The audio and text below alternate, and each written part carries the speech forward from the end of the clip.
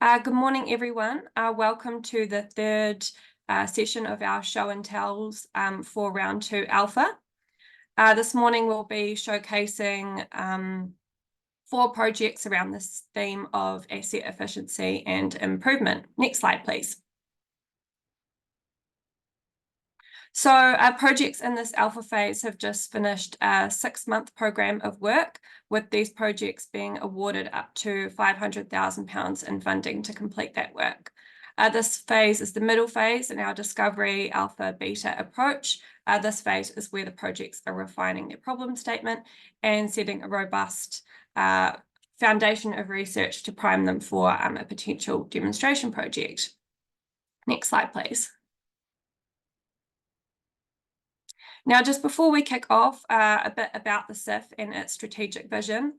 Innovate UK deliver the SIF on behalf of Ofgem, with the vision and purpose on the screen at the forefront of its delivery. So our vision is to deliver net zero at the lowest cost to the consumer and make the UK the best place to grow and scale energy innovation and businesses.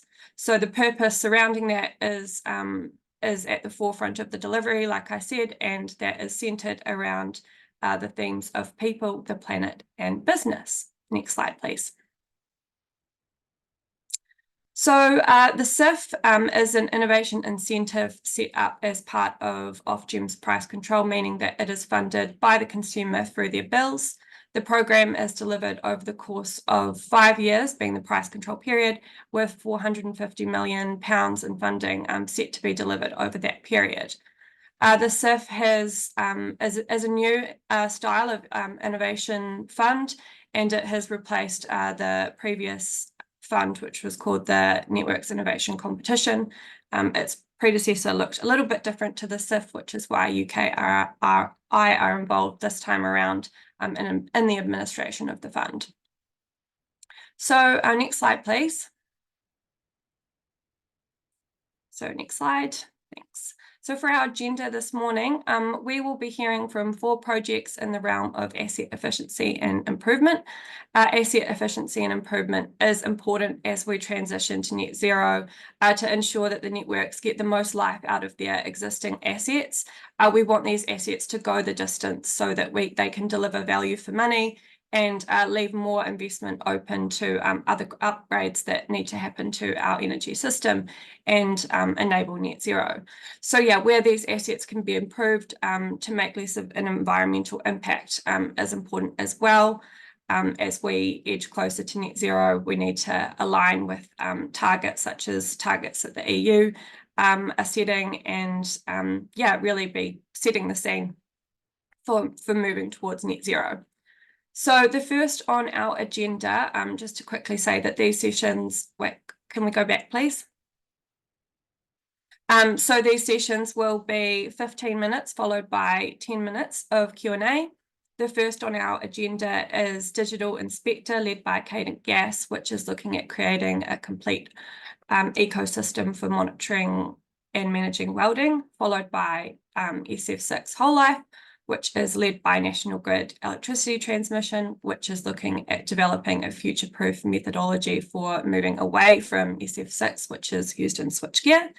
Followed by a break, we will then have D-Suite, which is led by Scottish Power, and then Flexible Queue Management, led by Northern POWERGRID.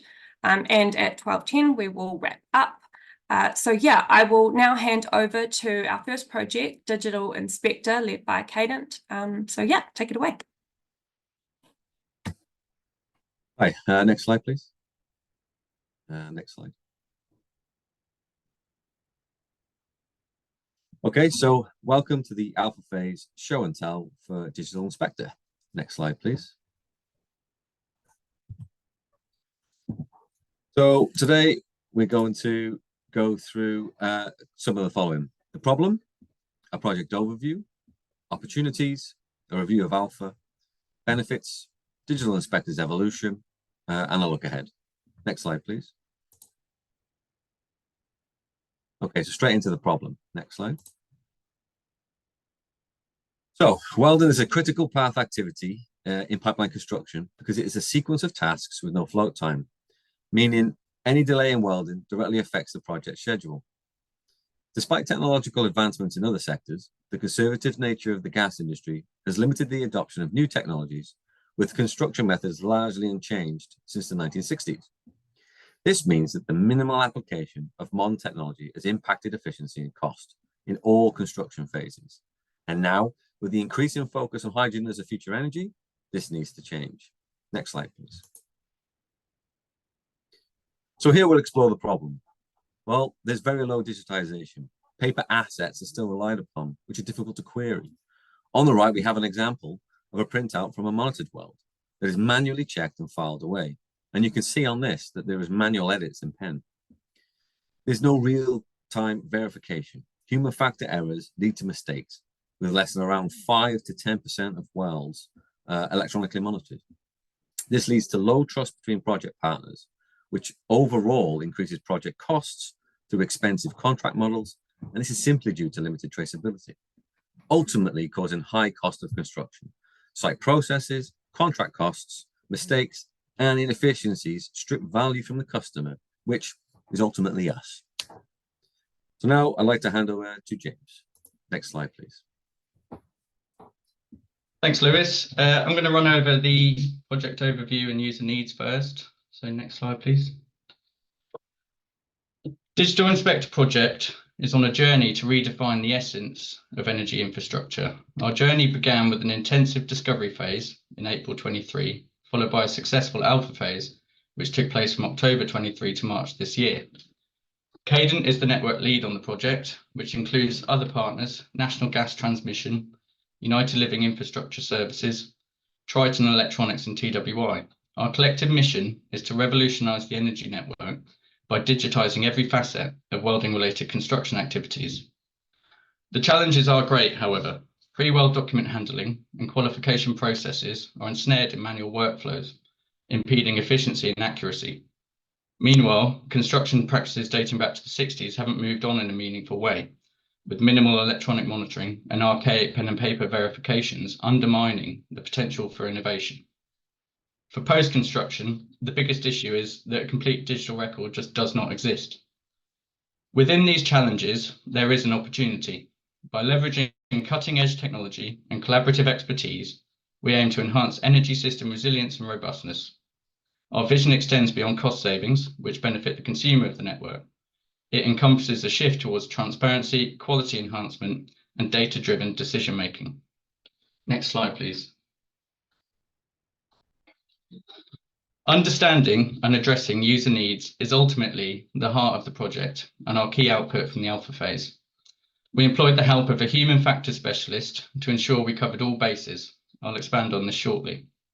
As we work through the pre-construction, construction, and post-construction phases, it becomes abundantly clear that our stakeholders demand a comprehensive solution that transcends the limitations imposed by business as usual.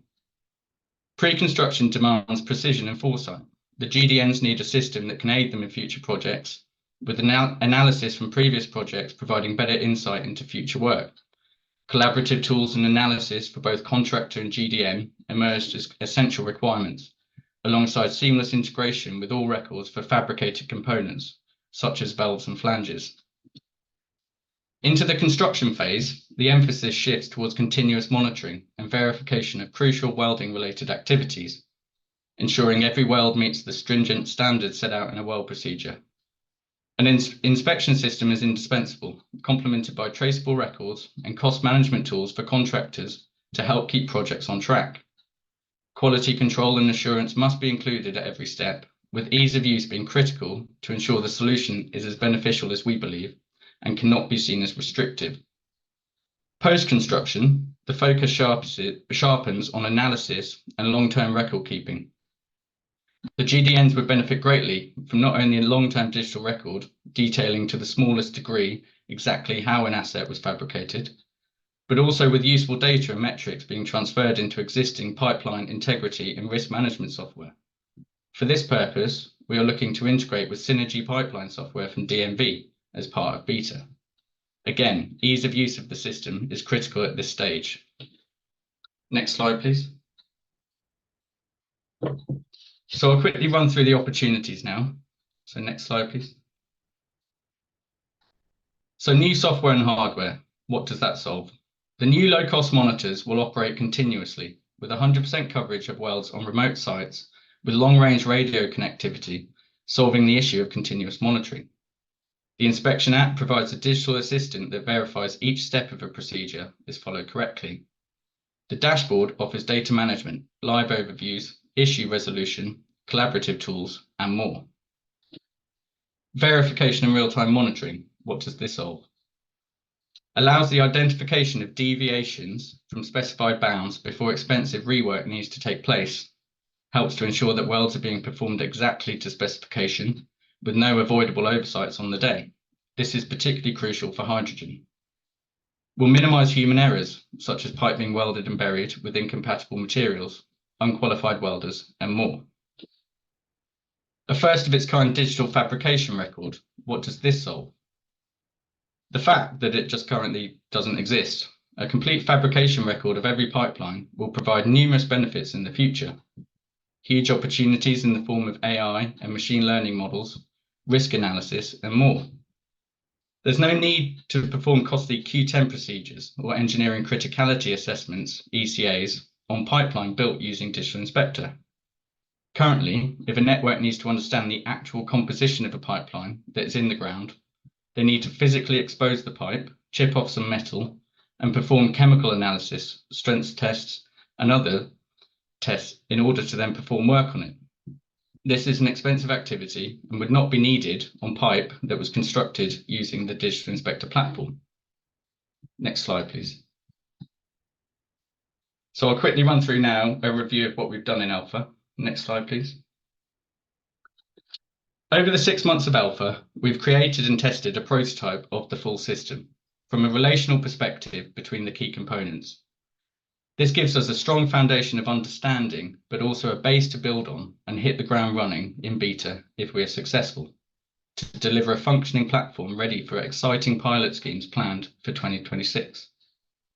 We built 2 hardware prototypes, proving a low-cost build is possible, testing the smaller form factor and other key goals, such as long-range communication, with successful radio tests proving a range of 500 meters to a relay. An Inspection app prototype was developed that facilitated synchronizing of full project data and acts as a data entry point for QA and inspection activities on site, with bounds included and tested to prevent activities occurring before and during a weld that would lead to expensive rework. A web service dashboard was produced, and we managed to deliver more than we had planned initially in order to maximize the usefulness of Alpha.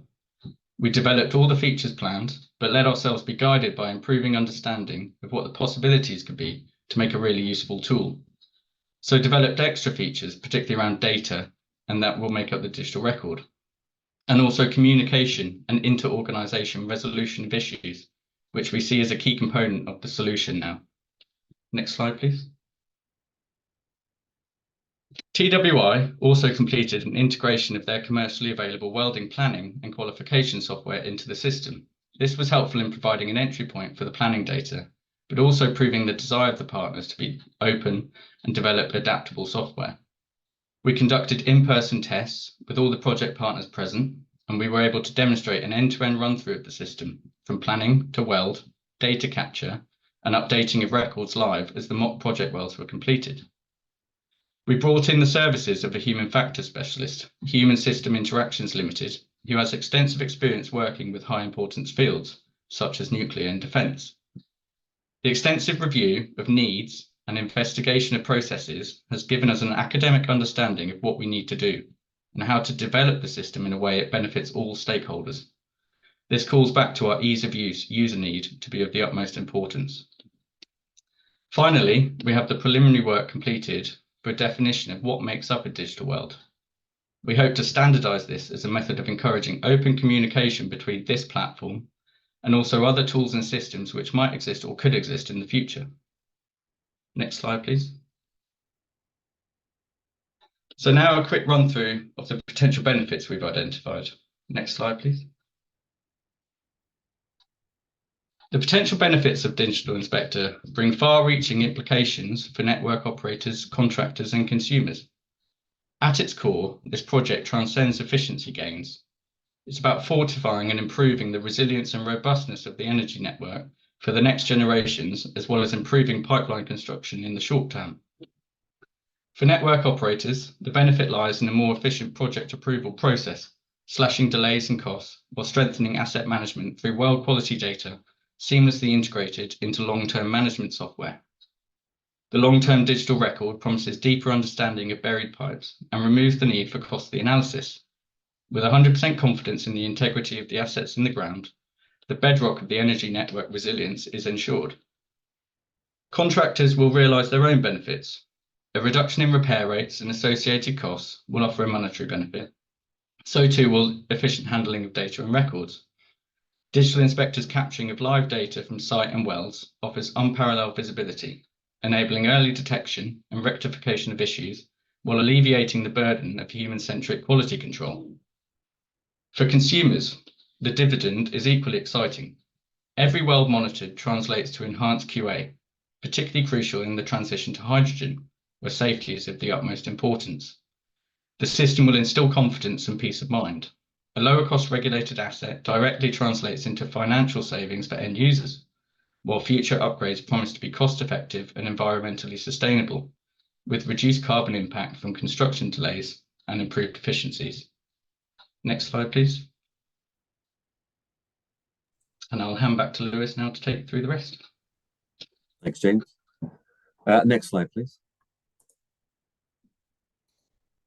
Okay, so the implications of this project are very important, particularly in relation to hydrogen, and as demonstrated by James, we've expanded our remit and vision since the discovery phase.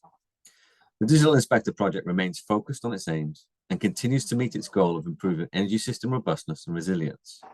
The success of Alpha has encouraged us to expand the potential of what we can achieve within the project scope. We've expanded the role of the system in the pre-construction phase specifically to streamline and increase efficiencies. We've realized we can do much more with the data captured.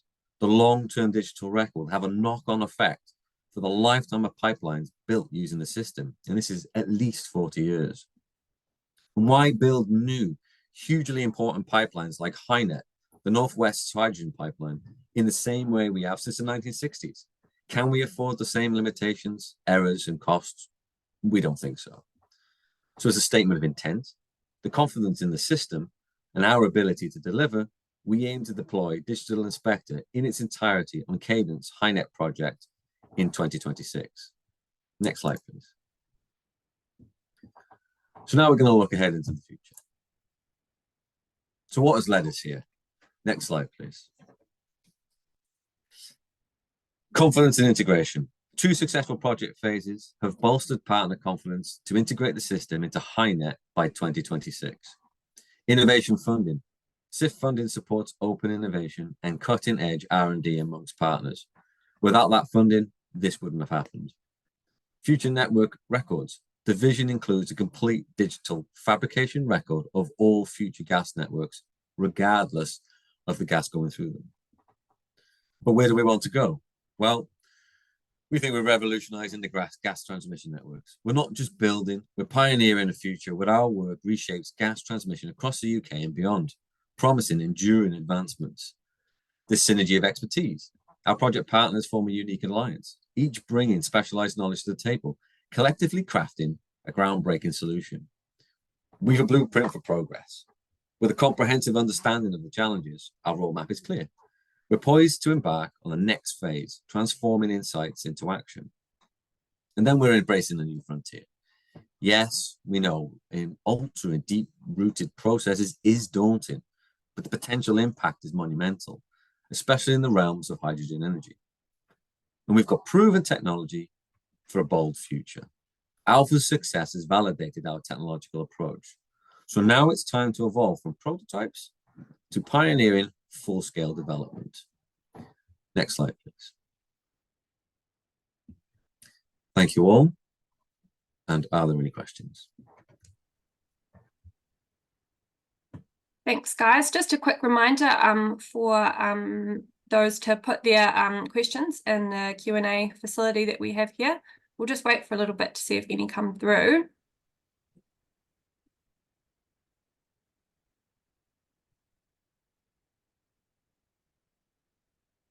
No.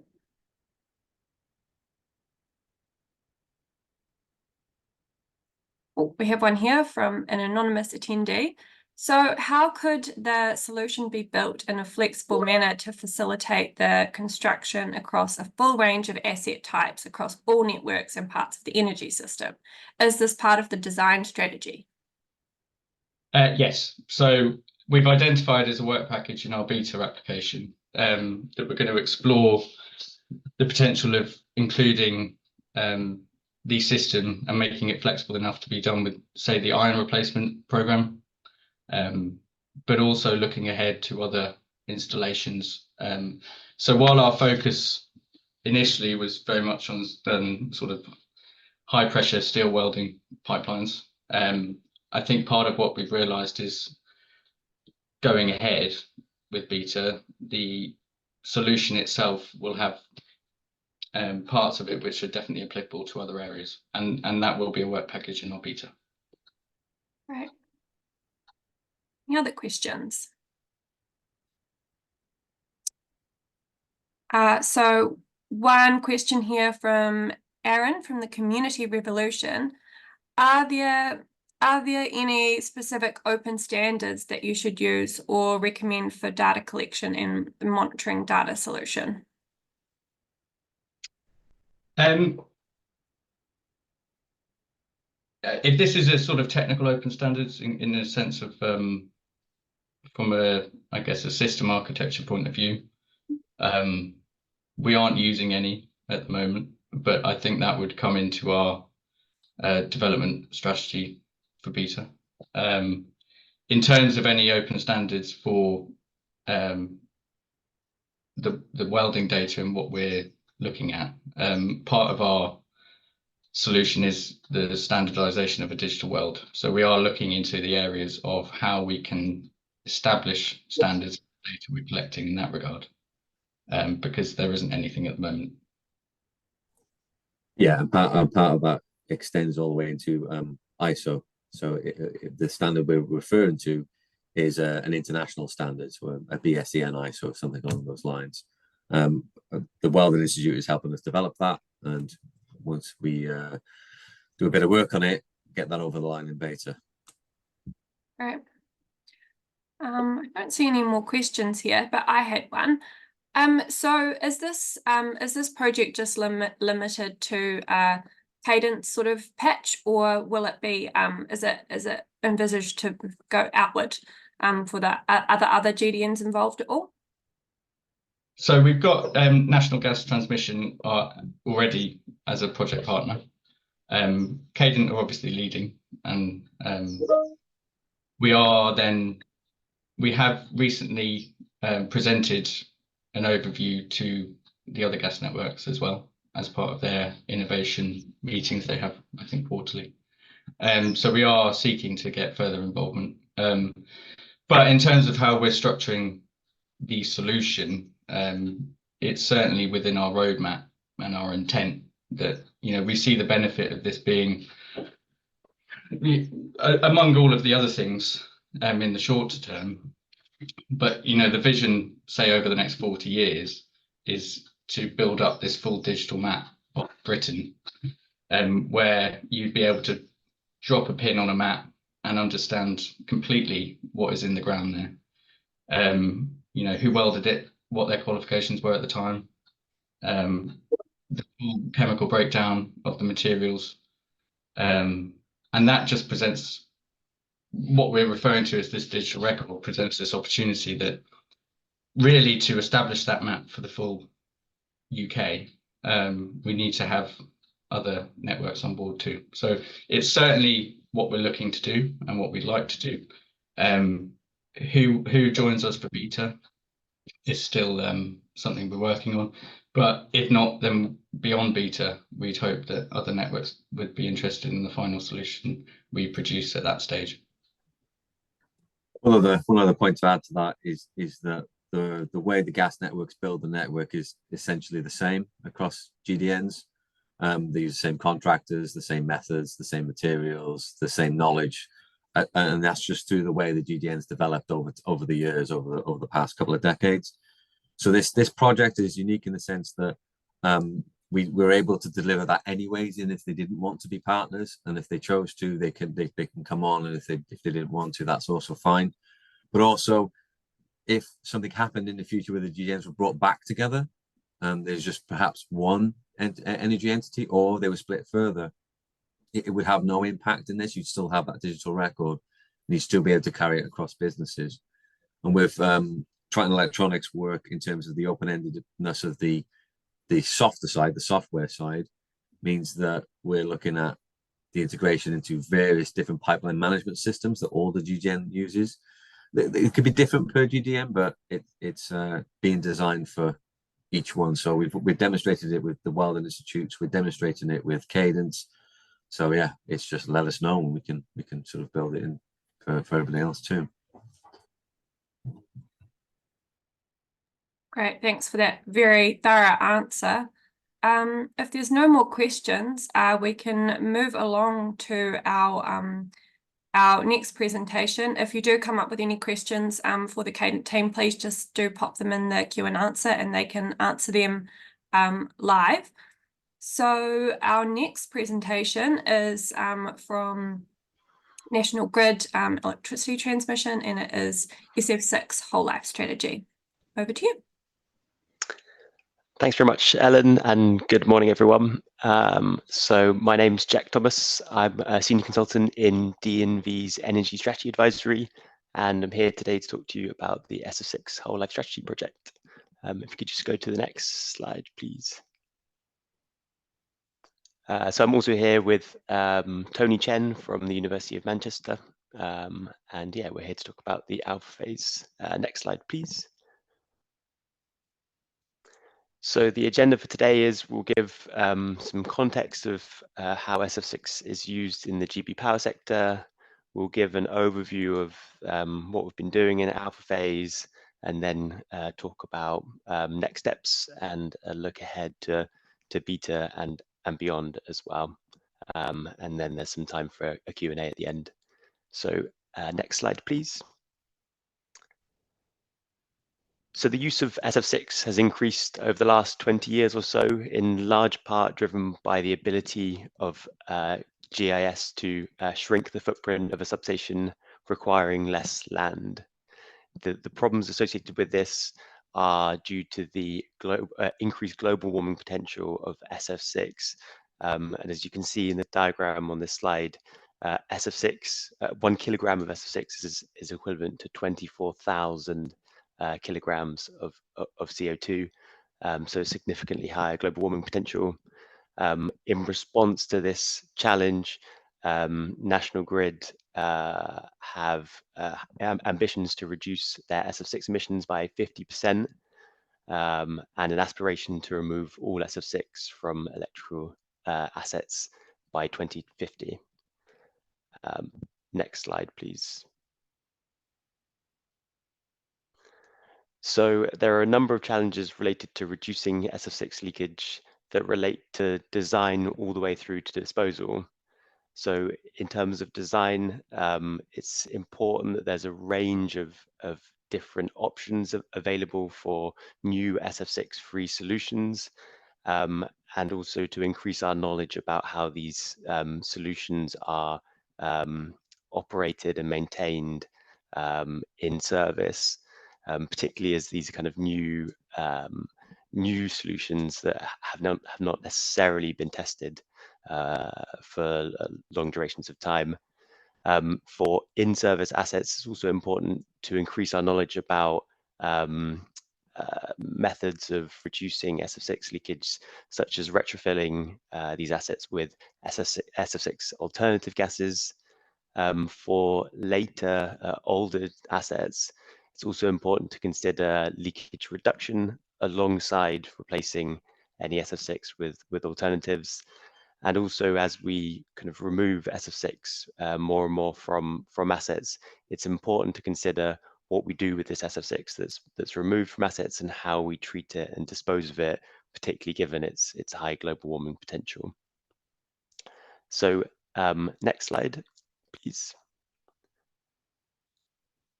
So in response to these challenges, we designed the SF6 Whole Life Strategy project, where our mission was to support the development of an economic, efficient and holistic replacement strategy for SF6 that will support GB's ambition to facilitate a net zero and resilient energy system.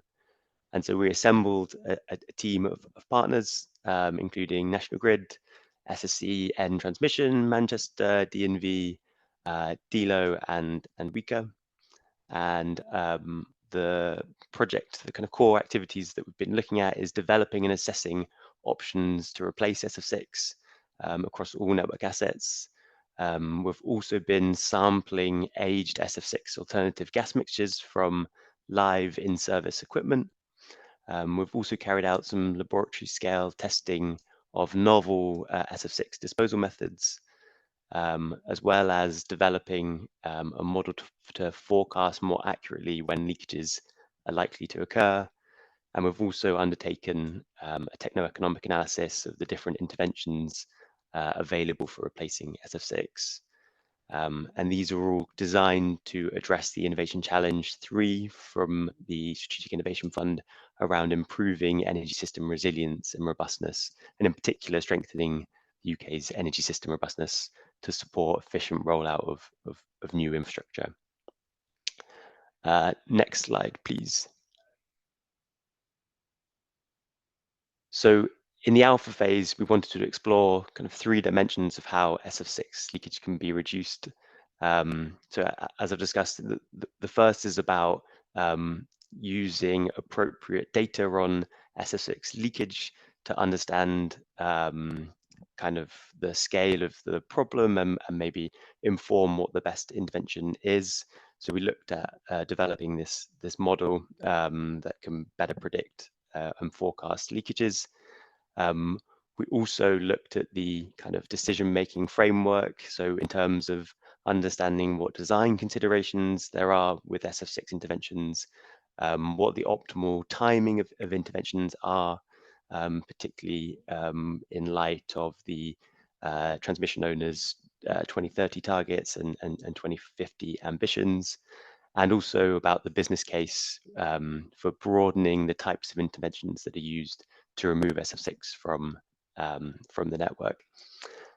So there are 3 kind of primary ways of reducing SF6 leakage or reducing the impact of SF6 leakage on the environment. You can reduce the leakage itself, you can use an alternative gas, or you can do a combination of both. So we also looked at some of the aspects related to these kind of 3 primary challenges. One is around the site handling of non-SF6 gas mixtures and how in practice you would go about filling and refilling in-service assets using these kind of gas mixtures as opposed to using SF6, and then also looking at this, these novel disposal methods of SF6. And all of this needs to be considered under with an understanding of the kind of policy and regulatory environment, which as we move into the next regulatory period is potentially changing, as well as kind of the policy environment as a whole also changing.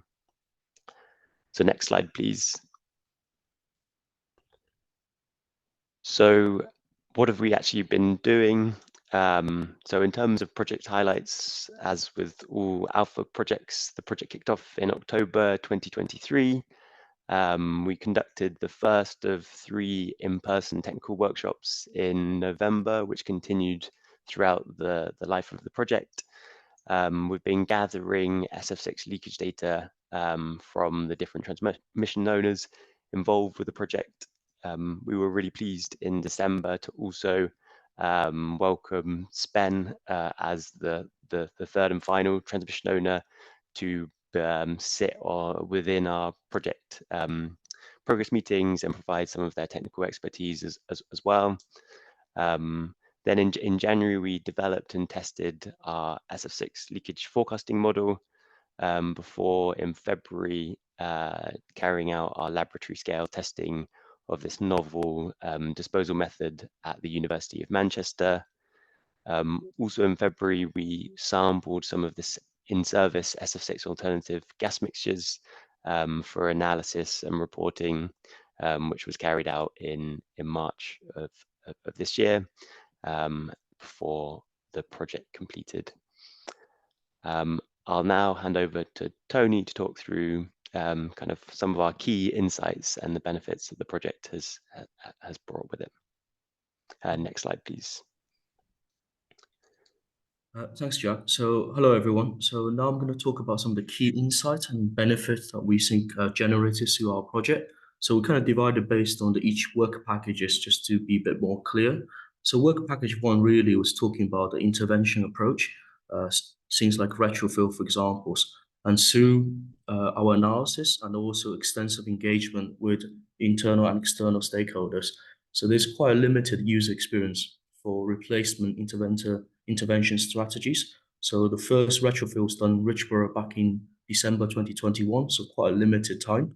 So through our analysis, what we found is there probably need to be a mix, so not just limited to retrofill, but also gas repairs and new build, as well as early kind of replacement interventions. Some of that would then dependent on the outcome from other work packages, like the data analysis of SF6 leakage. In work package 2, as Jack sort of mentioned at the beginning, we have some SF6 free equipment installed in the network, but what nobody has done is basically determine whether these gas mixtures are stable or is there formations of decompositions that could lead to reduction in performance. So, and also to do it through a round robin. So what we did in this work package is University of Manchester, Weaker and Delo, the 3 partners, were able to, using a standardized procedure, agreed standardized procedure and analysis procedure, to sample the gas from Littlebrook substations. And basically, we performed this round robin gas analysis in 3 separate labs. And what we found from the result is broadly the gas blend are stable and within the operational range that we expected. So that's quite good news. But the only downside is this: we were only able to get samples from one of the more recently installed substations. So the gas is only maybe 2 years old, so we wouldn't expect a major difference. But it was promising that despite being 3 different labs, the result were quite consistent. So the next step obviously is to trial in some of the older installed sites that are more than sort of 5 years or 10 years old. Moving to work package 3, if we were to replace SF6 successfully, what we end up in the UK at least, between the 3 transmission asset owners, are about 1,100 tons of SF6. So that's the equivalent to probably over 24 million or 25 million tons of CO2 equivalent. So really, we need to find a way to incinerate or destroy SF6 in an energy efficient way. So the conventional approach is we would literally throw the SF6 in the blast furnace, and you would heat it to about 1,000 to 1,200 degrees, and that then incinerate the SF6. And anything that's toxic or radical byproduct, then it's neutralized through scrubbles or other processes before it's safely released to the atmosphere. So the calculation that we did on our process is about 30 to 50 megajoules per kilograms. So it's a very high energy intensive process to do that. So what we try to achieve is to use non-thermal based methods through packed bed plasma reactors, and to demonstrate whether there are other viable and low energy and more efficient ways to dispose SF6. And based on initial results and calculations, the new method that we propose would probably about less than 1 megajoules per kilogram. So it's quite a sizable saving for this that we generated based on the small scale test. So the next step really is to scale that to industrial scale. Next slide, please.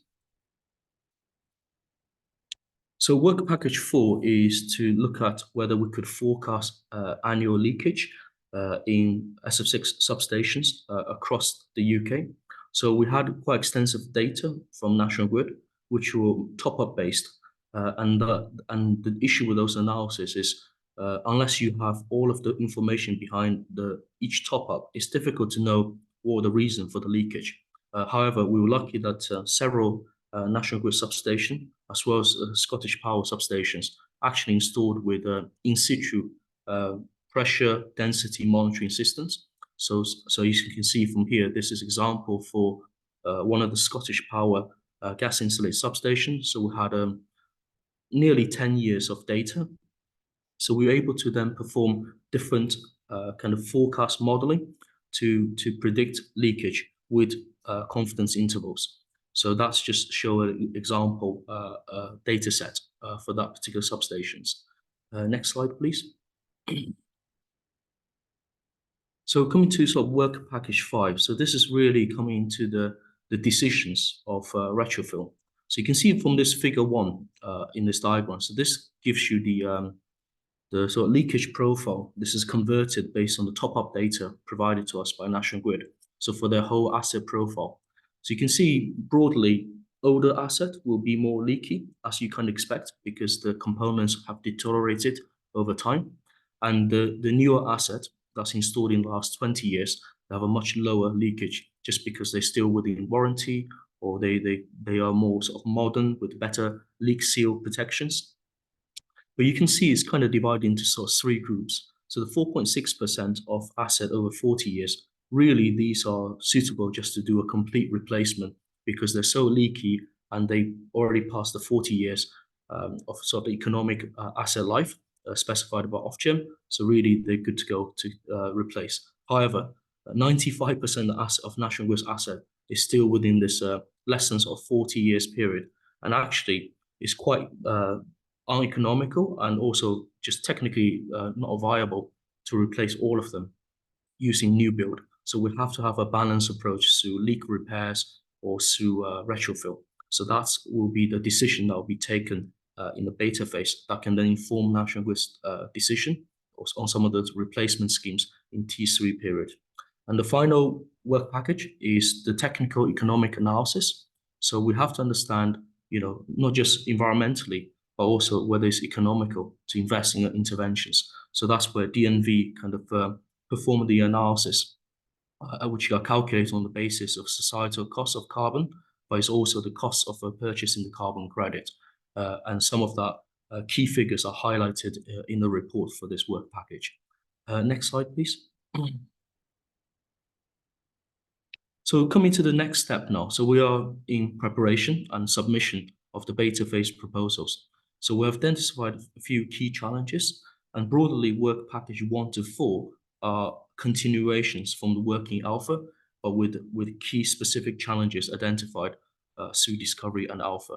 So work package 1, site handling of non-SF6 gas mixtures, with one of the key objectives being to create that standardized procedures to inform all the transmission operators, but later on that knowledge can be transferred to the distribution operators, but also to a company like Network Rail and BT, who are also big owners of SF6 assets as part of the electrical divisions.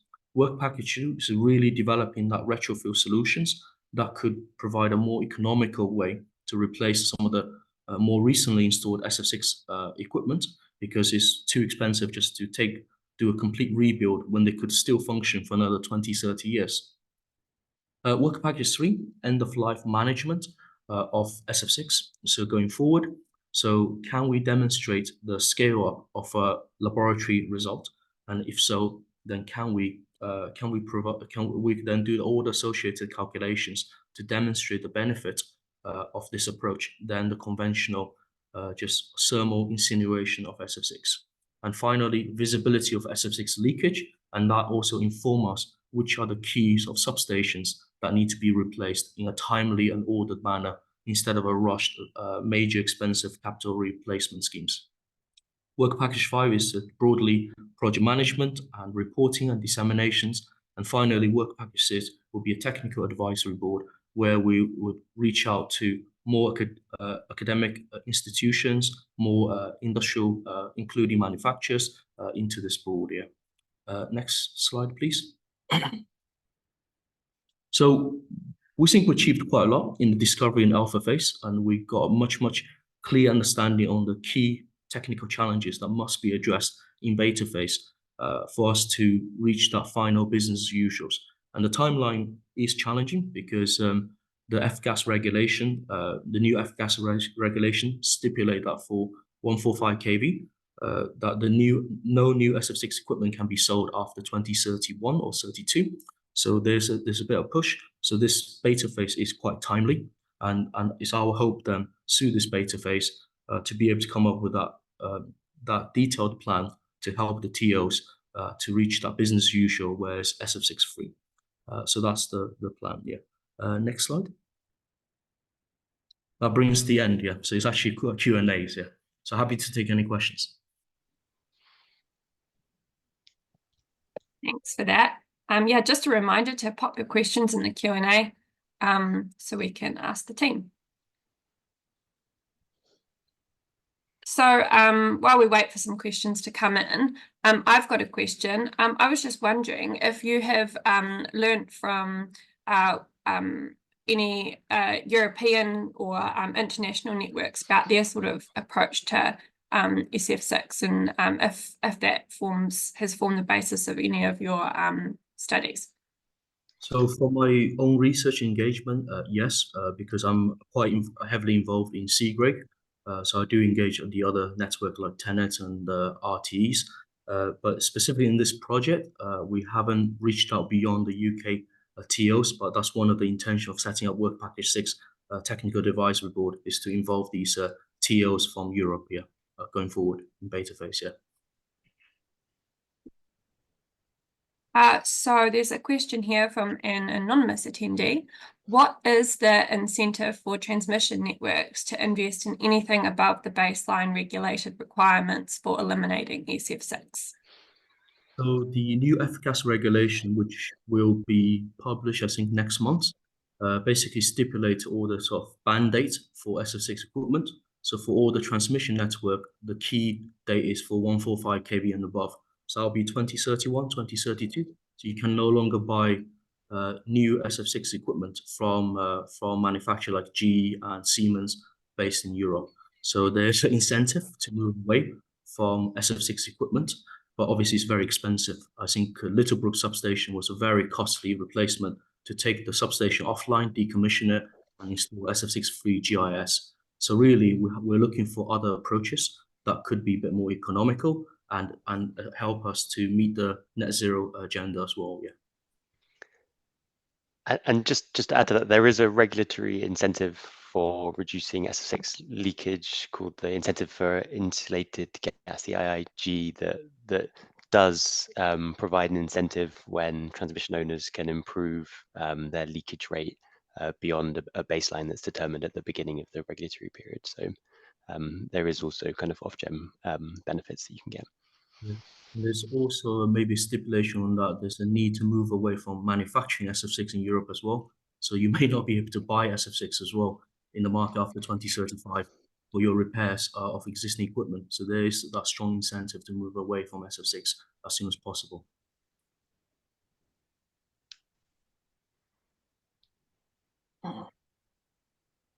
So do you envisage that these changes are going to cause sort of supply chain changes that will mean you need to move away, that the networks need to move away from it anyway? Is that sort of... I mean, it will always, so regulation of this in Europe will always obviously drive the European supply chain to start transitioning away from SF6. So we've already seen these changes in Germany, in other countries. The UK doesn't necessarily have to adopt it because we now answer to DEFRA instead. But I think for something like environmental, DEFRA may take the same approach as F-gas regulation. We'll find out this year. And if so, then these are quite stringent requirements. So we'll have to meet that head on as a network. Yeah. Right.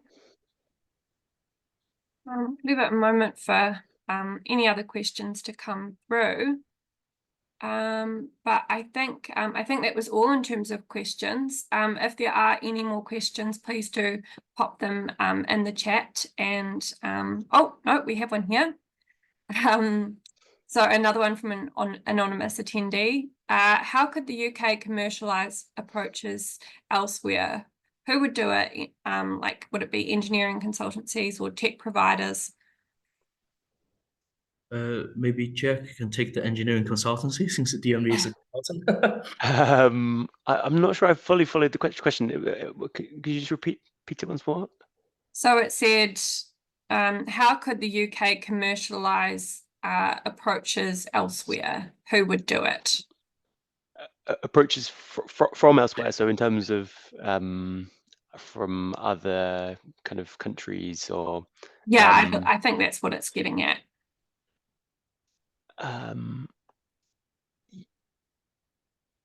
Yeah, I guess. Okay, maybe I'll quickly take this one. So Yeah, go on, Tony. if a European suppliers or somebody outside the UK come up with an excellent approach for retrofill or for leak mitigations, and of course, I think National Grid would utilize those technologies. There's no incentive just to use the UK-based technologies. In terms of commercializations, I guess there are schemes like the NIA or the SIF project that helps to mature the technology further into business as usual. I mean, some of the stuff that we're doing now, like the gas analysis, is working with Delo and Weka, which are German-based companies, and through the beta phase, hopefully by the end of it, we'll have a more mature solution that is commercially viable by the end of it. So I think that's already an example of us working with suppliers outside the UK. Yeah. But if the UK one wants to do this, that's also okay. Yeah. Not sure if I answered the question, but that's my take on that. Yeah. I think that does. Thank you. So it seems like we've got to the end of our first two projects. So we're running a little bit of ahead of schedule, but we will, we'll see you back for the next two projects at 11:15. Thank you. Welcome back to the show and tell session. Next slide, please. We'll be now handing over to D-Suite, which is led by Spin Distribution. Hi, good morning. Can everyone hear me? Can everyone hear me? I can, Andrew. Thank you. Okay, good morning. Hi, D-Suite is our alpha stage innovation project that's been running for the last 6 months. As we only have 15 minutes, I'll jump straight in. Can I have the first slide, please? Okay, this is the alpha show and tell. So this marks the end of our 6-month project. Today we're presenting 6 work packages. So I'll just run on to the contents of the presentation. Can you just roll on to the next slide? Okay, so the first one is studies done by Newcastle University. The first one of those was the network models we used to complete the work. And then it was development of the control system. And then finally the CBA analysis, which feeds into the beta.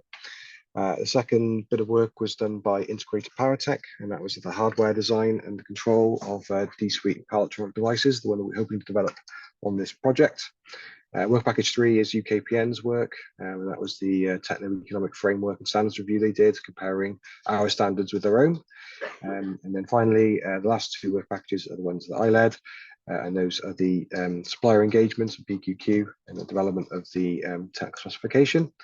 And then work package 5 was essentially going out to site and seeing which areas these devices could be installed on if we go ahead to do a beta trial. And then finally, it'll be the Q&A at the end. So I'll just roll on without further ado to Matt at Newcastle. Please go on to the first slide for the work package, please. Oh, sorry, it's my introduction to the project. Apologies. Okay, so the reason why we're doing the project in the first place is to test power electronic devices, which may lead to the question of what are power electronic devices and what do they do? So power electronics are basically highly adaptable devices which you have experience with yourself. If any of you have a laptop, you'll have an adapter with it, and that is a power electronic device. That is a one-way device, so that converts the AC voltage to DC. So that's just one application. They have, in power electronics, they have applications on a very wide array of fields. For example, they're used on ships to convert the mechanical energy from the driver pushing the ship along into electrical energy for the grid inside the ship to power all sorts of devices. Or they were used on renewable networks to convert a highly variable changing electrical signal to a steady AC voltage signal. And then on this project, we're using them to alleviate network problems by exploiting the functionality. So the reason we're doing the project then is to do a proof of concept LV design tool to lower the training bar for staff so that they can understand what the Powertronic devices are, their technical benefits, and where they should be deployed. And then they're using the and so also we're doing a PQQ to engage the market to see if they can do any sort of development for the hardware that would allow us to use partially rated devices, and these devices then could be better utilized because they are optimized for the application they're being deployed on. So for beta then, where we place the devices and what devices we use will be determined with the LV design tool, and that's for we think 3 trial networks using 2 devices. And then because they're partially rated and of different type, we can run them through their paces over a period of 6 months to assess their performance. And that performance then will be benchmarked against what we thought they'd do using the LV design tool, which predicts the technical benefits. So talking about the LV design tool is Newcastle University, and they did that work under work package 1. So I'll move over to them. Thank you. Next slide, please. So in work package 1, as Andrew mentioned, we were working on the LV design tool, and the first stage of this, which was used both for determining the optimal control of the devices from the network side, and also for the cost-benefit analysis of the devices themselves, was to develop profiles that could be allocated to different networks. So the profiles that you can see here have been they come from previous projects, so customer-led network revolution, Electric Nation, and so on. And those were allocated on a per phase basis to each of the individual customers on the network.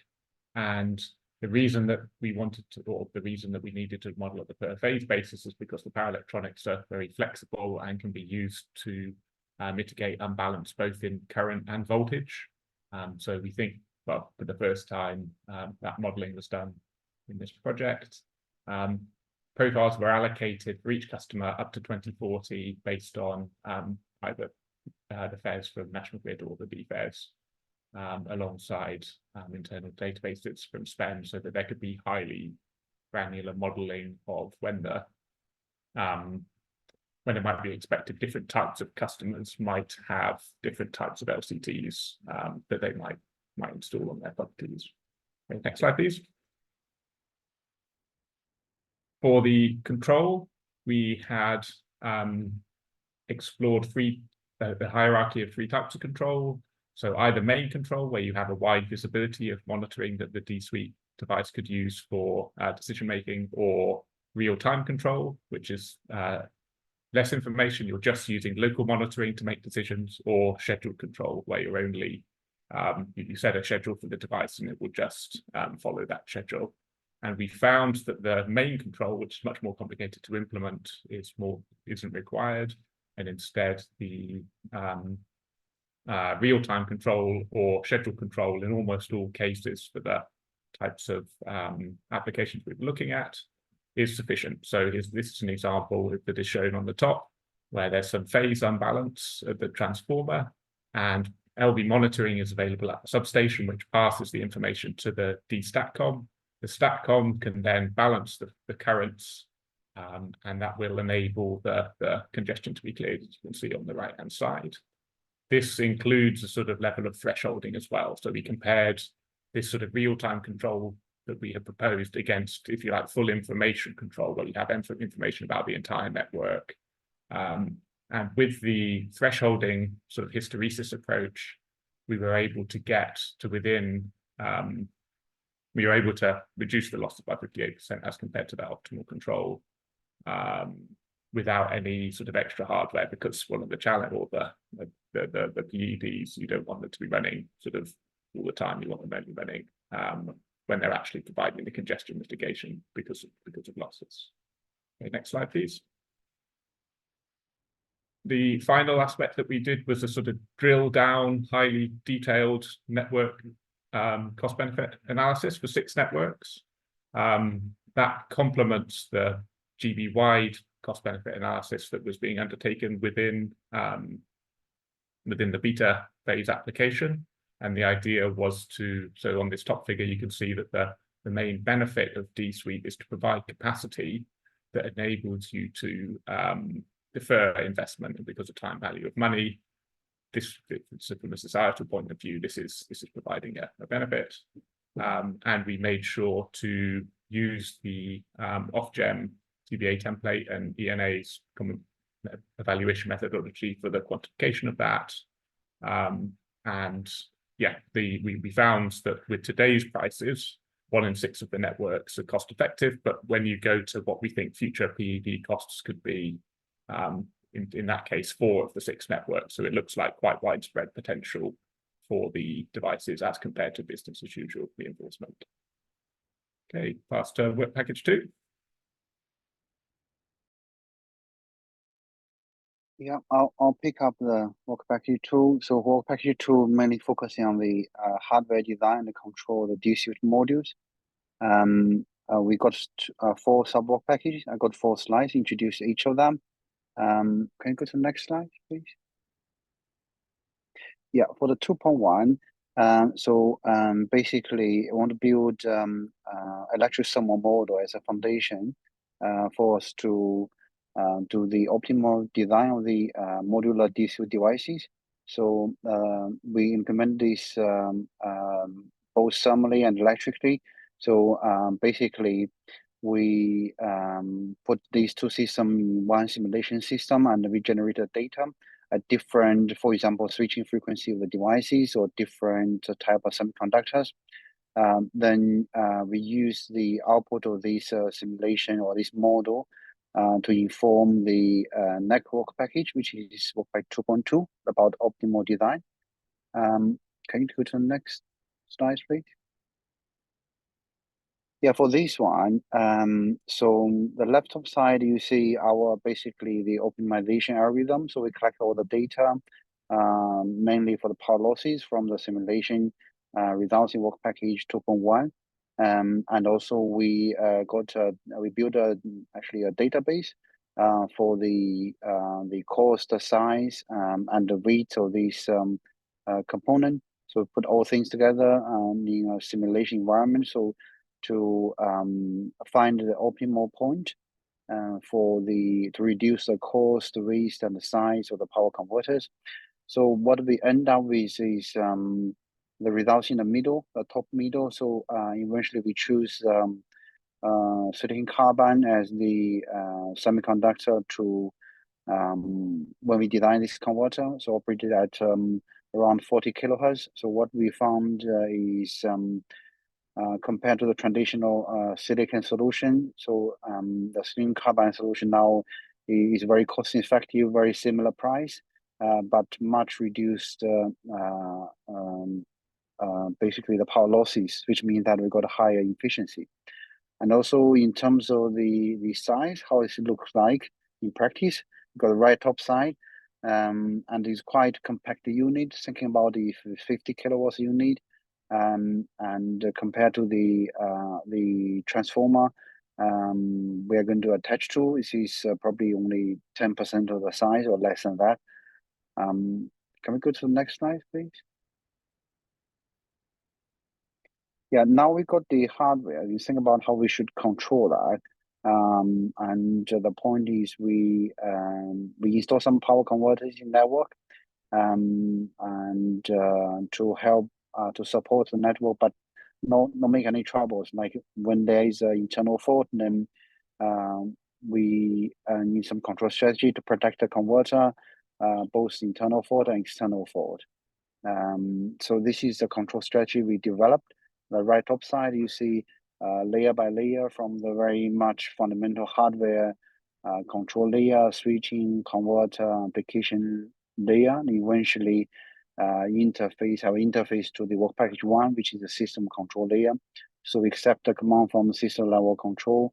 For example, what is the setting on the rated power, setting real power, and implement the control strategy by these basically 5 layers. Can I go to the next slide? that's the last one for this work package. So basically, I want to show you the comparison of the power electronics compared to the transformer. So here we present two main solutions. So the left top side you see is so when we have a new transformer, so basically we can include the partially rated transformer inside the main transformer, which is a 500 kVA one, and also attach the power electronics module just next to the converter, can be internally or externally. And from the size comparison, you see is definitely less than 10% of the main MV to LV transformer. And we also got the option to retrofit the existing transformer, the right solution you see. So for the existing transformer, so we can either attach the power solution internally or externally, because it's such a small size. So won't bring much problem in terms of size to the existing MV to LV substation. That's all for me. Thank you.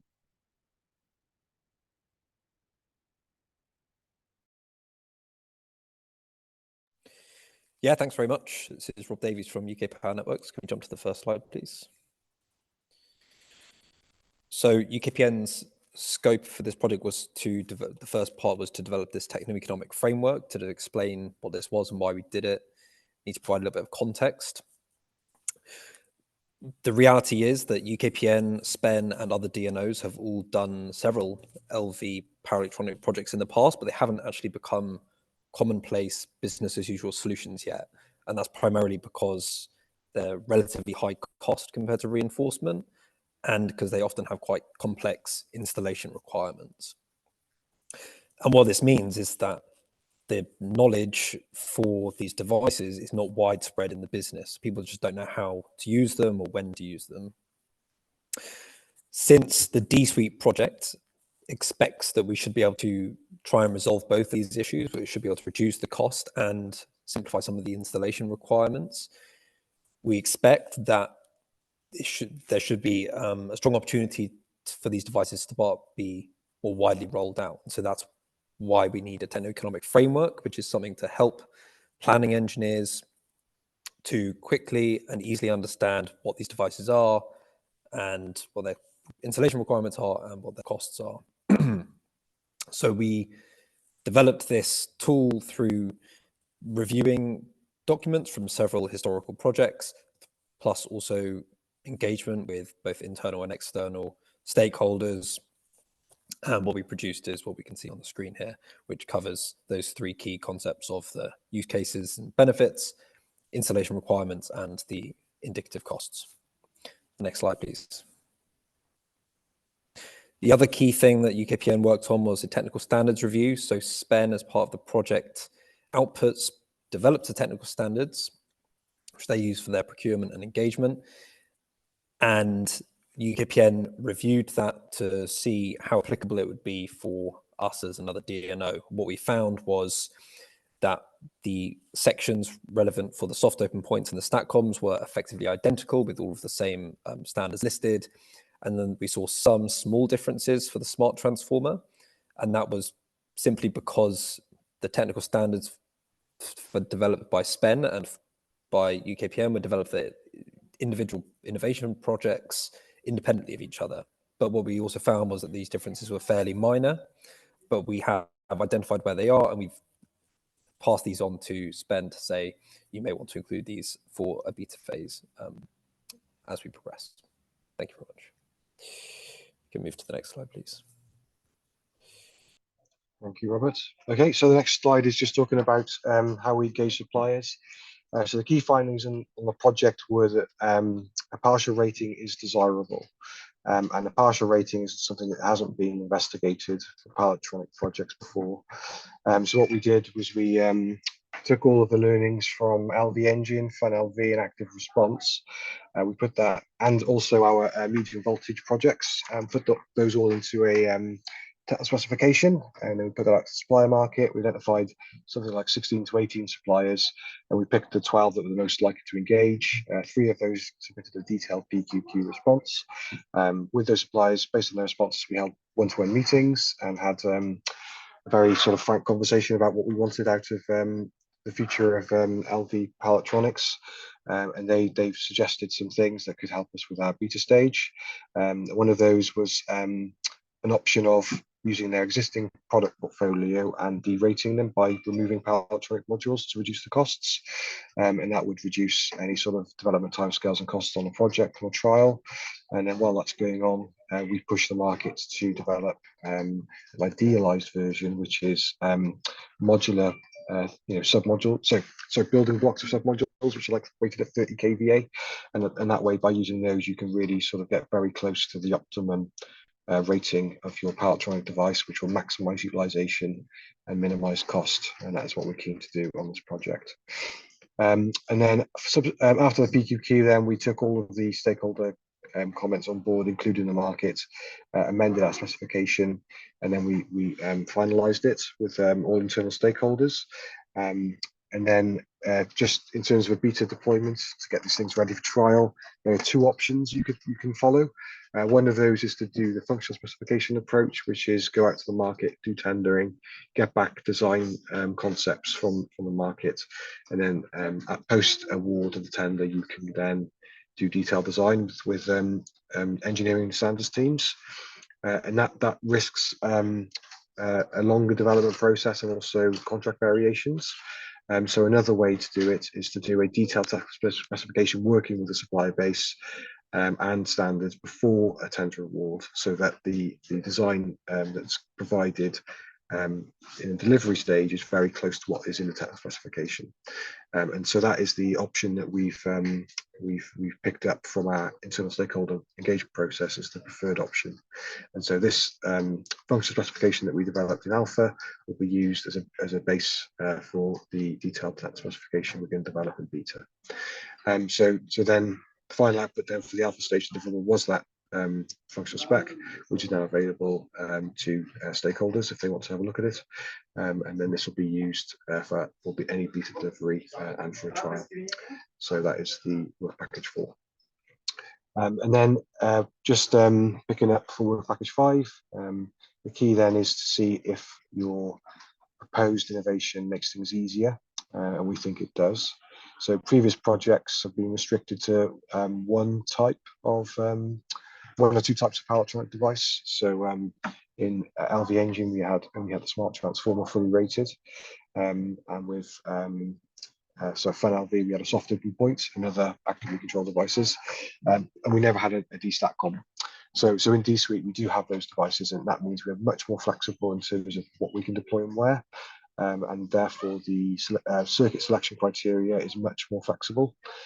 So we developed a new circuit selection criteria. We assessed the 6 networks we analysed in work package 1 against that selection criteria, went out to site, took photos, took plant data, and walked the route as well to see whether there was any sort of space in the urban environment to install these devices. And then this is just a concept in a picture of that process. And so we think the 6 networks that we identified in this package could be used as a backup for a beta stage trial. However, we want to continue internal stakeholder engagement to identify networks with problems that we can sort of assess these suite devices on day 1. So we're keeping our options open in terms of which networks we deploy on. And so in a beta trial, we are going to engage with districts, the LV network engineers there, and then we're going to try and keep that option open right up until about 3 months before we go to site preparation. So therefore, we're very likely to pick up issues that these things will be solving on day 1 and give the best outcome for project learning. So that's our approach we discovered on this stage of the project. So I think that brings us to the end of our overall work package presentations and the introduction of D-Suite overall. So I'll open up to the floor for any questions you have for me or the project team. Thank you. Great, thanks for that. I see we have a question here. How does the manufacturing supply chain for these power electronics work? Do you create the design and the specifications and then a third party manufactures them, or are they off-the-shelf devices procured? No, they're not off-the-shelf devices. So one of the things that has to change for this project to work is to achieve the partial rating. So that means some development work would have to take place.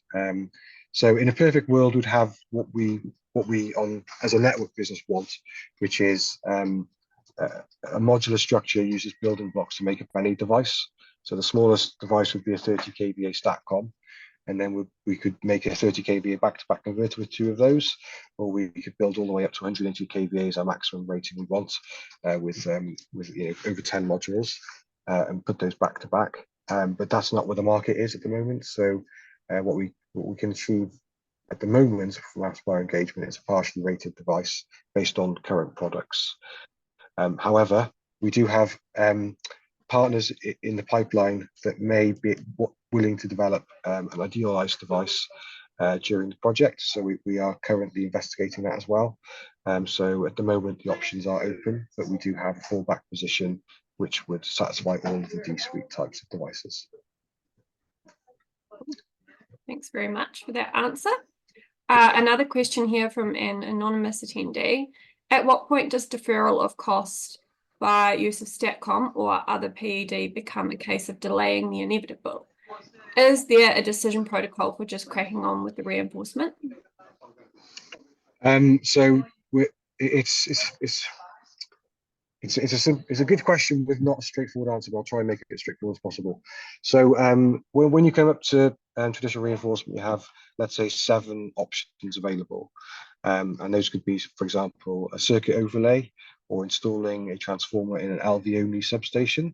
And that means there's nothing in there apart from an LV fuse board, but there's a building you can install into. And that could improve things like feeder overloading or a voltage profile issue for the worst served customers at the end of a feeder. But sometimes you don't have those luxuries available. You're in a congested environment, a constrained environment where it would be great just to be able to install an enclosure and have a device solving your problems and buying time.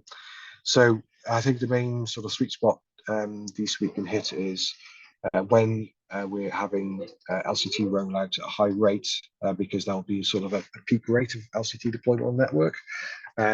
We sort of buy a time and alleviate resource constraints for our district engineering teams by being able to deploy these things rapidly and buying them between maybe 5 and 15 years.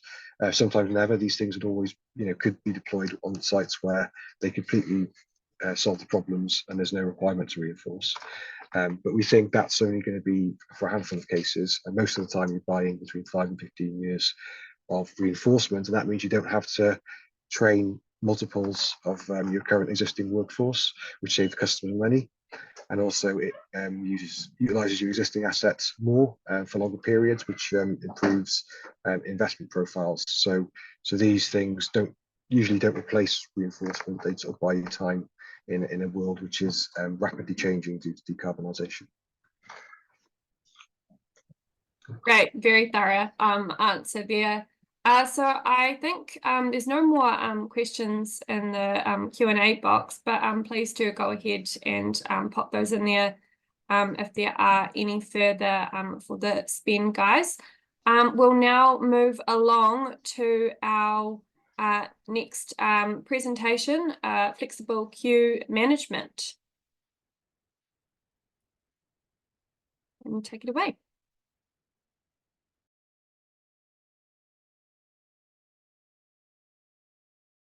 All right. Good morning, everyone. I'm Johnny Lee from WSP. I'm an associate consultant. I'm leading Manchester Power System team. Could you move to the next slide, please?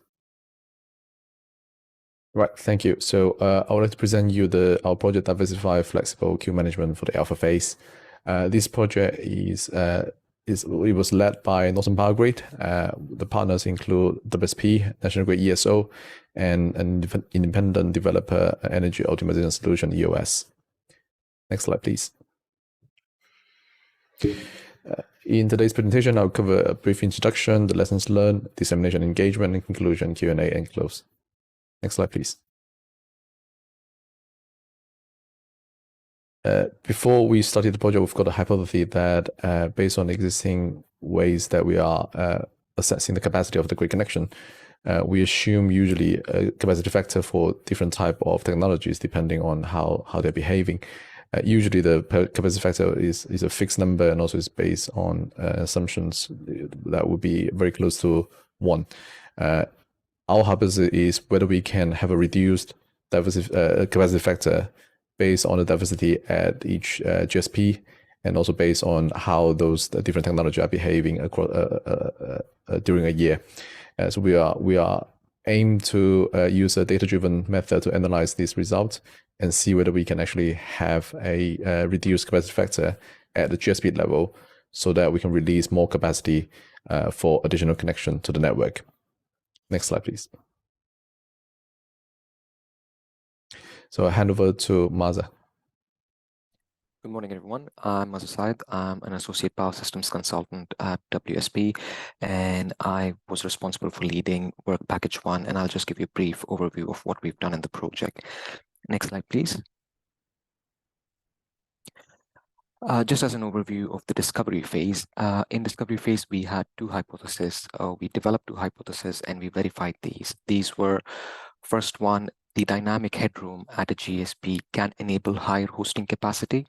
And the second one was essentially we could utilize the mix of generation at a GSP for effective utilization of the headroom that is available. In addition to this, we were able to screen 40 GSPs within NPG license area, and we also were able to quantify the dynamic headroom available at these GSPs. Next slide, please. As part of the alpha phase, building upon the concept of dynamic headroom, we came up with 2 approaches to enhance the hosting capacity within the GSP. The first one is an approach which abides by the technical export limit or the firm capacity at the GSP. And the second one combines the concept of dynamic headroom and energy storage and allows power excursions, at least in design. And I will explain a little bit more about this at a later stage in the next couple of slides. To verify these approaches, to prove their feasibility, we also undertook a few case studies using real-world data. So we had 4 years data available from NPG, from their data systems. And additionally, we also incorporated information from the major projects pipeline that was made public by NPG at particular GSPs. Next slide, please. Here I'll present an overview of the 3 approaches. So we developed 2 approaches, but then we had to also compare it against a baseline. So that's the conventional approach. We had a matrix of, so the 2 types of generation that we considered for this analysis was wind and solar. We define the capacities as a matrix, the wind and solar, but for the conventional approach that we typically follow is that the combination of these, or the sum of wind and solar, should not exceed the firm capacity or the technical limit that has been set at the GSP. Once we do that, then we do a power flow calculation, and the combination of these, solar and wind, that yields us the maximum energy is chosen as the capacity, the final capacity at that GSP. Next slide, please. The first alternative approach that we came up with, as you can see, the distinct differences, you have these capacities, wind and solar, but now the combination of these, the sum of solar and wind capacity, does not need to be equal to the firm capacity, or it does not need to be limited to the firm capacity or the technical limit. Then what we do as a second step is we undertake the power flow calculations and eliminate any combination of this solar and wind that exceeds the firm capacity at the GSP. Now, to do this power flow calculation, we use historical data that was available for the past 4 years. Once we've eliminated this, we have a reduced search space, and for this we do the energy calculation again, and the maximum energy yield, or what we call as negative utilization, as you will see in the next slides, is the export from the distribution network into the transmission. We would want to maximize this, and whatever gives us this maximum export is chosen as the final capacity. Next slide, please. The second approach builds upon the first approach. So what we did realize is when we undertook a statistical analysis of the results from the first approach, we realized that the lower quartile of this capacity that we've reached, or the power flow that we've obtained, does not lie at the firm capacity of the GSP itself. Therefore, what we decide to do is we further increase the generation, the combination wind and solar at the GSP, such that the lower quartile, when we do a box plot, for example, the lower quartile lies exactly at the technical export limit value. And then anything else, the outliers that you might observe in the graphs will be this power excursion is expected to be absorbed by energy storage that might be available within the distribution network. As part of this, we also do, with the help of the power excursions, we calculate the capacity and the energy, the rating and the capacity of the battery for a period of 24 hours. Next slide, please. We have undertaken today, I'll present just one of the case studies that we undertook. As I had mentioned earlier on, we had data for 4 years. We went through the process of trying to first analyze the suitability of the data that we have for the purpose of our case study. We did go through a yearly analysis and seasonal analysis, and were able to shortlist a number of GSPs for which we've taken this study. Next slide, please. Here we present the results of one of the sample GSPs.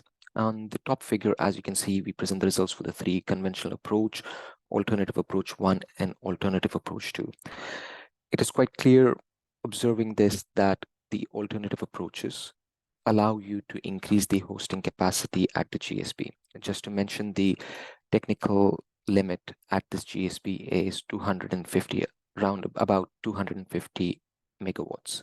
Therefore, the conventional approach does not allow you to go more than 250, but the alternative approaches allow you to go up to 420 without energy storage, and with energy storage about 900 megawatts. The different colors that you see are the different years. At the bottom slide, you see the GSP utilization. As I mentioned, the objective over here was to maximize the negative utilization of the equipment at the GSP. That essentially is we want to maximize the export at the GSP from distribution to the transmission. Next slide, please.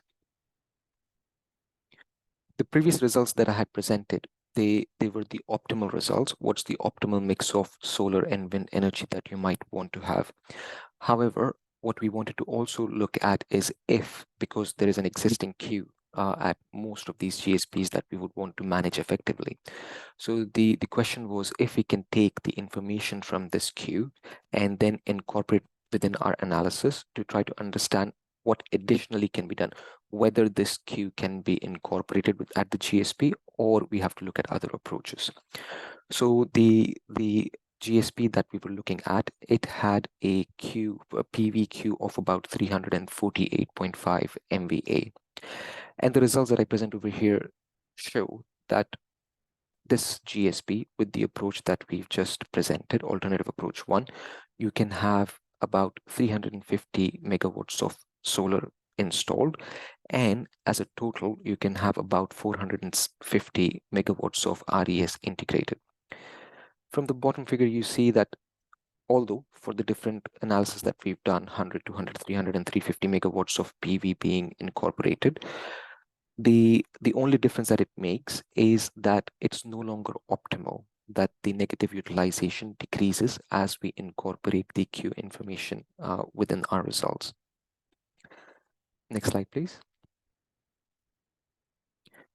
So just to conclude, the work that we've done in work package 1 is that the conventional approach that has been typically adopted limits the hosting capacity at the GSP.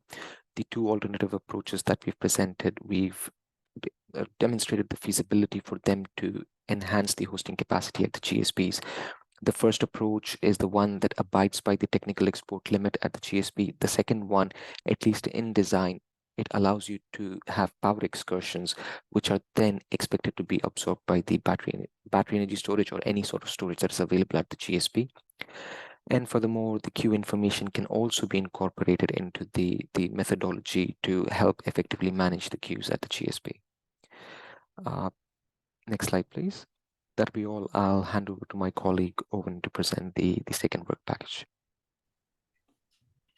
So So work package 2 for the flexible queue management project focused on high-level cost-benefit analysis of the approach and the benefits it could bring. So if we could move to the next slide, I will present a quick overview of what we covered in Discovery and the goals for Alpha. So Discovery was focused on analysing the risks and deliverability of DFQM. So things like literature review, ensuring we weren't overlapping with the 5-point plan, looking into the processes behind the regulatory code reviews and so on. But for Alpha, having decided on all that, we wanted to really focus on a high-level cost-benefit analysis of the impact that this approach could bring.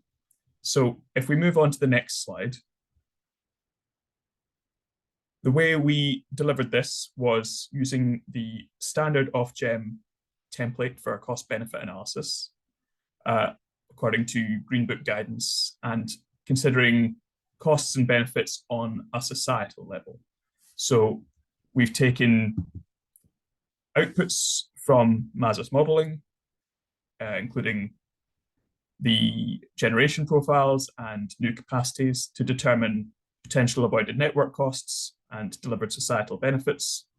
We've also looked at monitoring cost data from NPG's network to determine ongoing CapEx and OpEx expenses of monitoring this approach. And then, of course, we've taken in cost of carbon, discount factors, and equivalent measures to determine an overall net present value. So if we could move on to the next slide. A quick summary of our inputs and assumptions here.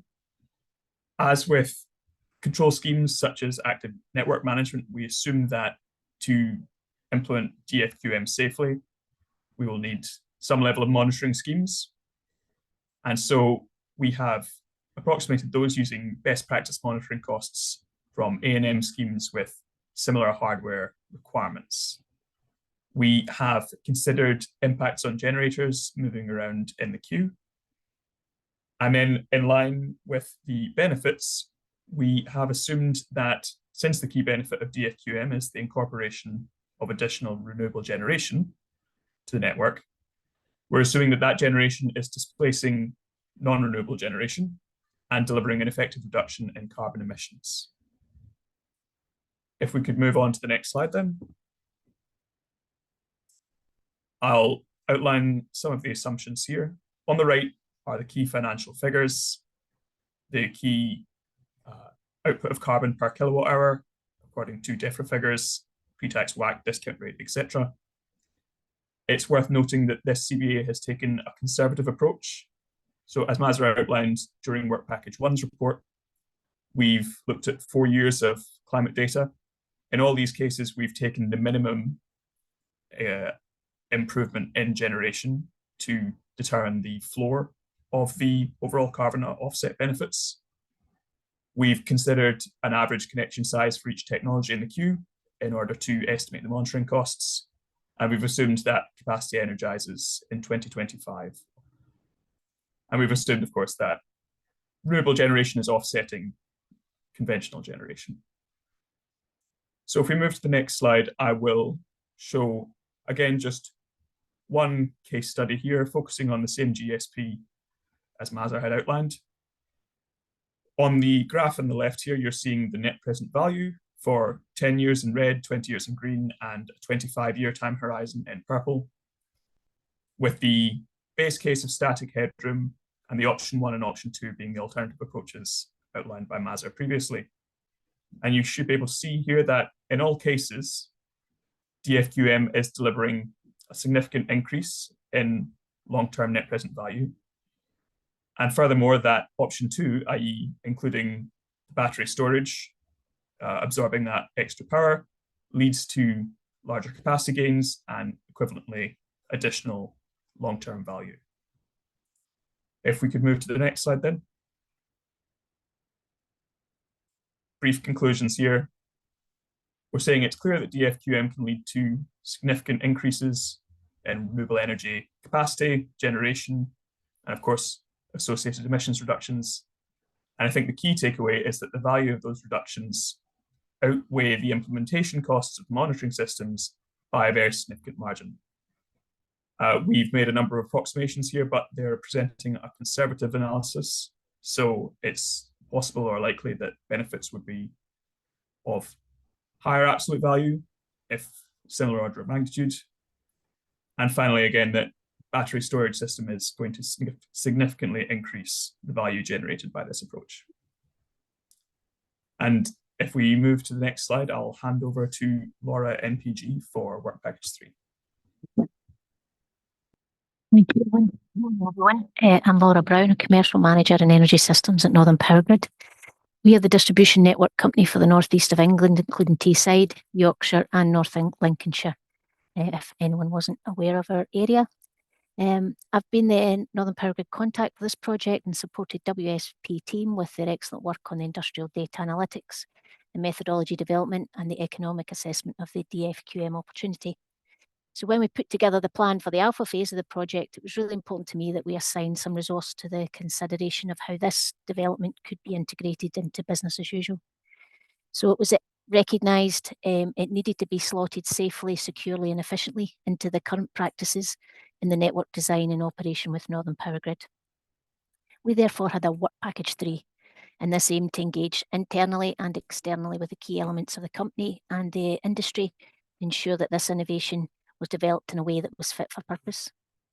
So we considered how things are carried out now and how these can be evolved utilising the DFQM methodology, as well as establishing which network control mechanisms would be required to ensure the additional capacity could be unlocked safely and securely.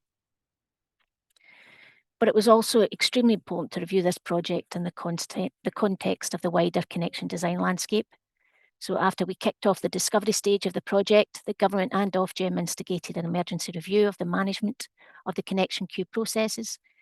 This was in response to unprecedented application volumes to connect generation and energy storage projects across the UK's transmission and distribution networks.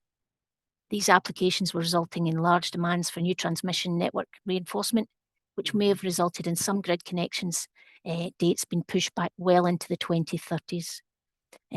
Even for applications to connect to the distribution network due to the interface at the GSP.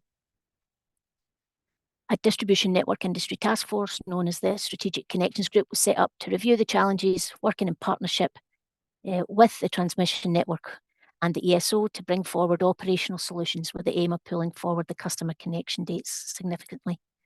And due to the urgency of these reforms, several network innovations such as visibility and control were adopted at scale and in urgency that overtook the innovation developments on our project. There's a reason I'm explaining all this and it'll all become clear. So all through our project, we've been engaging with the colleagues and other industry experts to establish the implications of these improvements on the DFQM methodology. Next slide, please.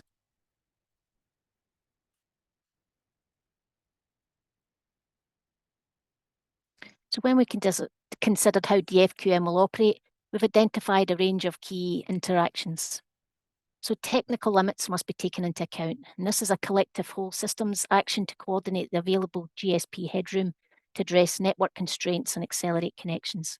I noticed there's a question in the chat about where the generation and storage would be stored. It's not necessarily at the location of the GSP, but certainly in the hierarchical organisation of the distribution network down those points. For more information on the GSP headroom and how the technical limits are being taken care of, I'd commend you to the Accelerating Major Connections webinar, which is a joint webinar with Northern POWERGRID, National Grid Transmission and the ESO later on this afternoon. More details on that can be found on Northern POWERGRID's website. In addition to this, the Northern POWERGRID Connection Design team are reviewing their consideration of available capacity, taking on board the learnings from DFQM and the strategic connections work, and adopting the methods to take advantage of increased thermal capacity headroom on the network as a result of these innovations. For security of supply and for safety of operation, the visibility control innovation solutions will provide the ESO the data access they need to manage the risk of new connections on the import and export from the GSPs, and that's through the technical limits process. Now, those controls that are going to be required for DFQM securely and efficiently are also coincident with those needed for technical limits. Therefore, DFQM can take advantage of these innovations, removing the costly need for design and deployment of a bespoke solution for DFQM. So the customer benefits as these technologies and methodologies work together to unlock further capacity and bring forward connection dates for those projects in a position to move. Next slide, please. So as a consequence, it means that the innovation work of this project is now complete, pending the publication of our final reports. The beta project we had planned was originally scheduled to be a project stage focused on the design, the trial planning, and the procurement and deployment of a control technology at scale with connection customers. But the technical limits work has accelerated industry progress on the adoption of this technology. And as a result, DFQM could be implemented using that system, so no need for a bespoke or further investment. So Northern PowerGrid is anticipating moving forward with a programme of integration of the DFQM methodology within its connections process in the near-term future. Now it's back to Jiangyin to show some of the other project activities. Thank you for your interest in this project. Thank you, Laura. So I'll continue with dissemination and engagement activity for this project. Next slide, please. So our dissemination events include this particular webinar. Also, we've had a few media release through different channels from Northern PowerGrid and also partners media channel. Also, we've submitted a project for CIRAD, which has been accepted and will be presented orally in Vienna this year. Next slide, please. That's everything from us. Thank you so much. Thanks for that. We'll probably have to skip ahead from Q&A as we've run a little bit over time, but the Q&A chat facility is still available if you would like to answer any questions of that project. Next slide, please. So I'd just like to use this opportunity to highlight the show and tell webinar schedule. So this afternoon we do have another session in the diary. So please do join for that session if you would like to hear more about our flex projects for heat decarbonisation and cross-vector. Oh, sorry. Yes. So. Hear more about delivering a smart, stable, and flexible energy system this afternoon. So flex projects will be highlighted in that session. And yeah, please do drop us a line via the communication channels on the next slide, please. If you would like to connect with us or hear more about any of these projects and future engagements that we are doing. Thanks all.